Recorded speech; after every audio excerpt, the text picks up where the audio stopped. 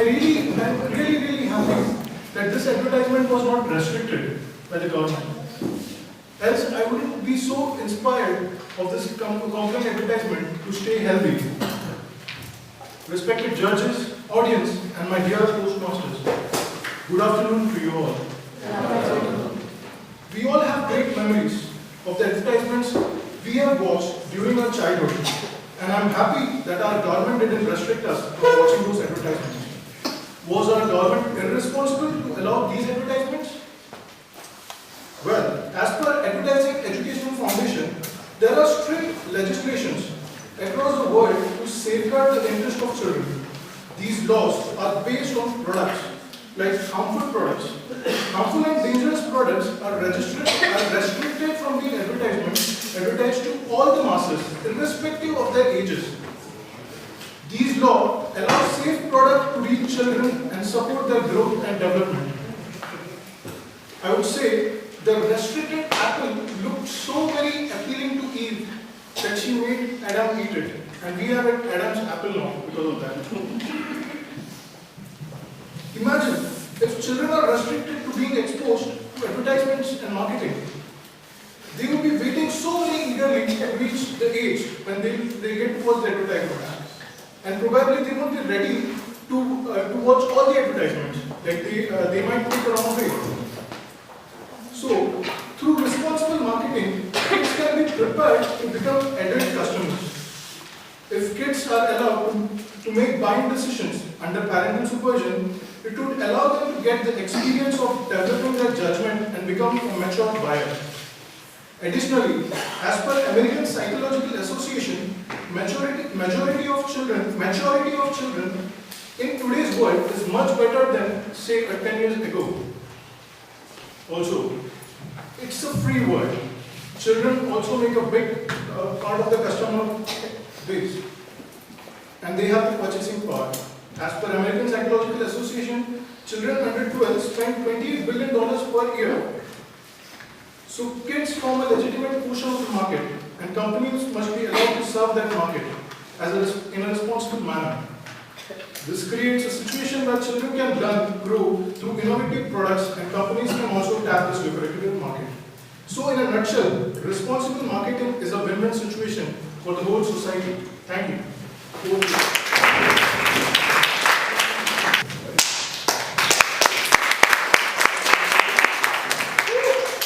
Fellow Toastmasters, ladies and gentlemen, good afternoon. We strongly believe, maintain, and uphold that it's not ethical for the companies to market their products to children. Let me set the parameters. What is ethical? This means pertaining to or dealing with morals or the principles of morality. Who are the children, by the way? They are minors who don't have the capability of the right judgment. Thus, the guidance of the parents are needed. Bear in mind that children are brittle and fragile, and our main responsibility is to ensure that they are safe until they are capable of doing the right decision. This House firmly disagrees to the premise primarily because, first, children are great imitators, so give them something great to imitate. They don't have the capability to judge from what is right and wrong. Hence, parents should always be there to guide and protect them. Third, it promotes materialism for minors. Children are deceived that they need these products promoted by the companies, which is not beneficial at all.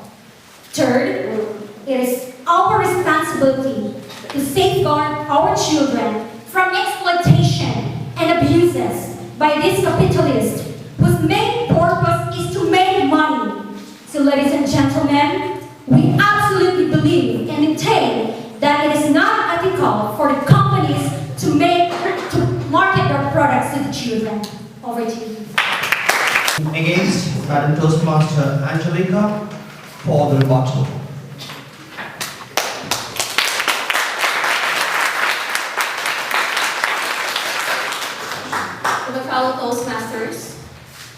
our moderator and to my boarding opponents. Good afternoon.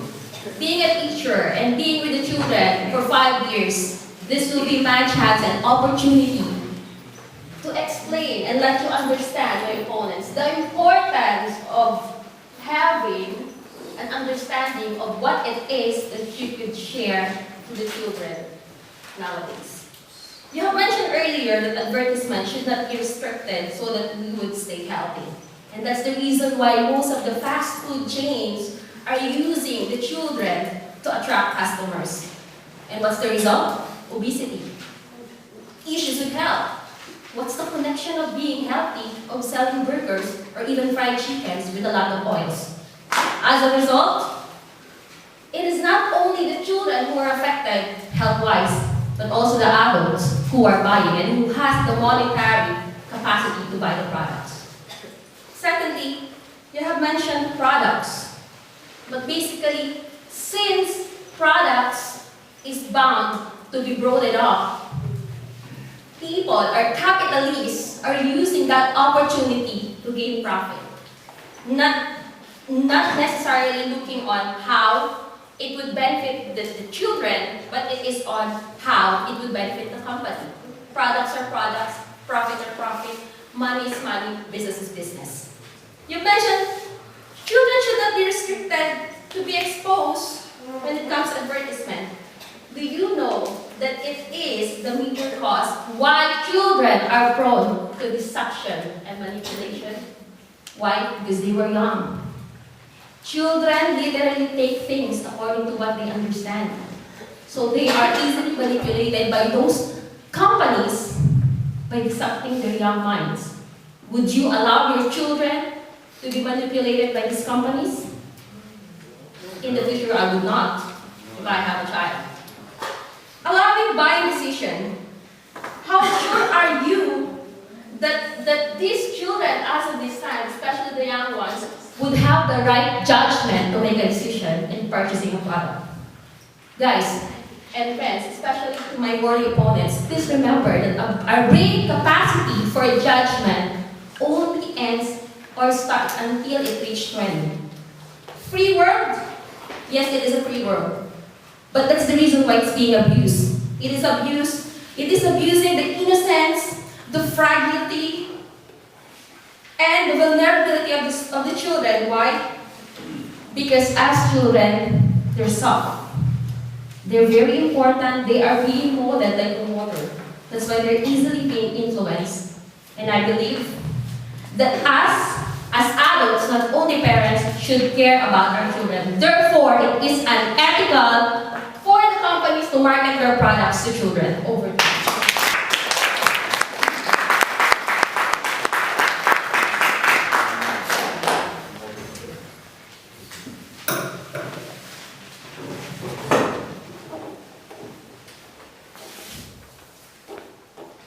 A debate is like a marriage. Both the spouses are brought under spotlight on the stage and everything the public can see. And since you can't be a Madam Toastmaster, moderator, I will say, respected spouse, in-laws, and extended family, good afternoon to you.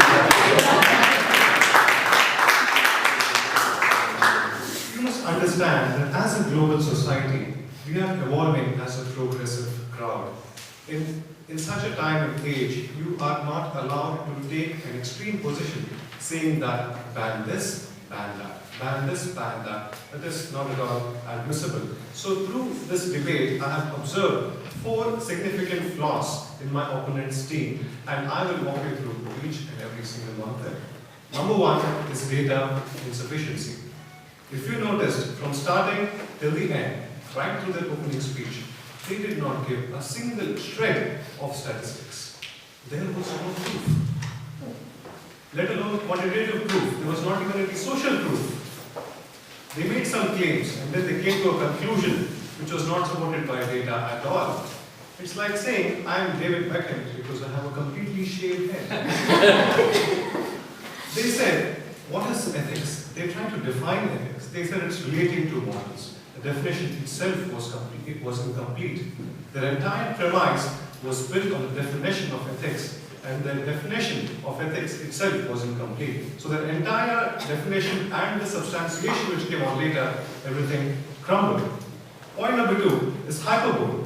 They resorted to making statements such as children are fragile, it promotes materialism, kids are deceived. And because of this, they said, all this ensures that we should not allow companies to sell their products to children. This is like saying, a pig can fly just because it can look up. Point number 3, divergence. They brought in many certain aspects which were at a tangent to the topic. For example, they said, children are good imitators. It's like saying, okay, products should be allowed to be sold to companies and kids, and I also take a dance in the shower. It's totally unrelated, isn't it? So hyperbole and divergence. And last but not the least, baseless arguments. They said that you have to safeguard kids from these capitalists, and they're treating them as predators. So as you can see, things were blown out of proportion. And all in all, there were 4 points, which are data insufficiency, hyperbole, divergence, and baseless arguments. These are the reasons as to why I think our opponent team did not argue for kids, they argued like kids. So as I said in the beginning, a debate is like a marriage. And dear spouse, I find your arguments to be highly unreasonable, and I have no choice but to divorce you. The team speaking against Toastmaster rules.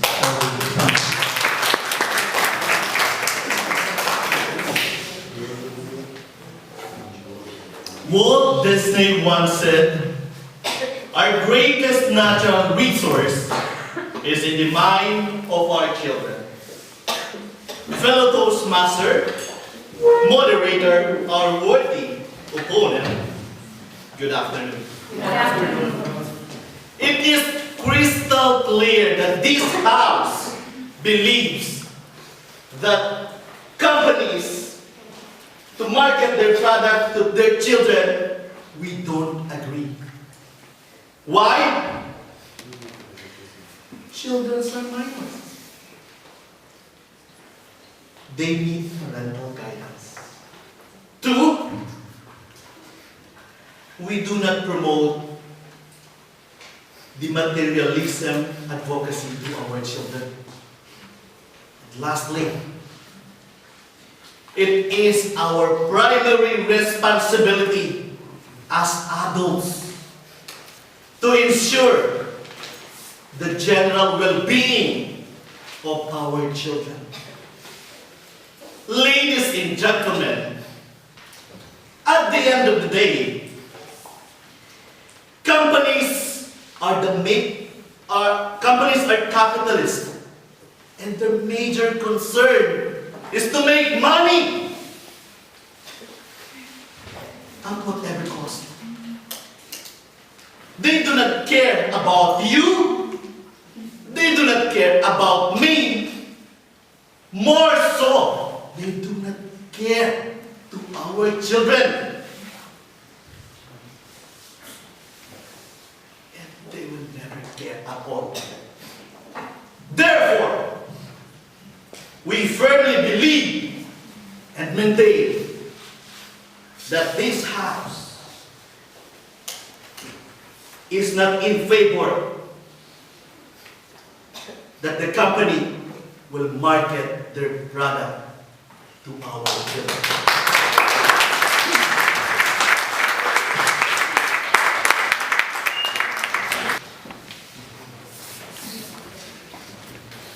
Children must be taught how to think rather than what to think. To summarize the arguments of a team, only safe products are being allowed to marketed or advertised in TVs and internet. So due to the strong regulations and laws. So even at the base level, harmful agents to the societies are being controlled by the regulations and laws. As my fellow member rightly pointed out, the children are exposed to a lot of advertisements on TV, either through or through internet. And they influence the choices of purchase a lot, even done by the parents. They have the most purchasing power in the family, in fact. So they should be given the right attention they deserve. It's a free world after all, it's a free economy.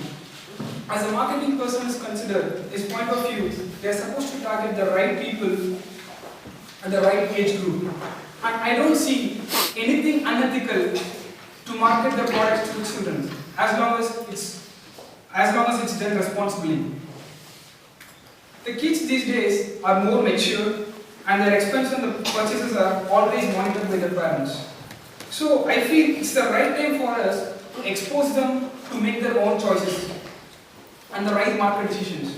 After all, they are going to grow older and have their own choices to purchase whatever they want. So why don't we train them right away and prepare them to be an adult? Hence, I conclude it's surely ethical for companies to market their products to children. Thank you.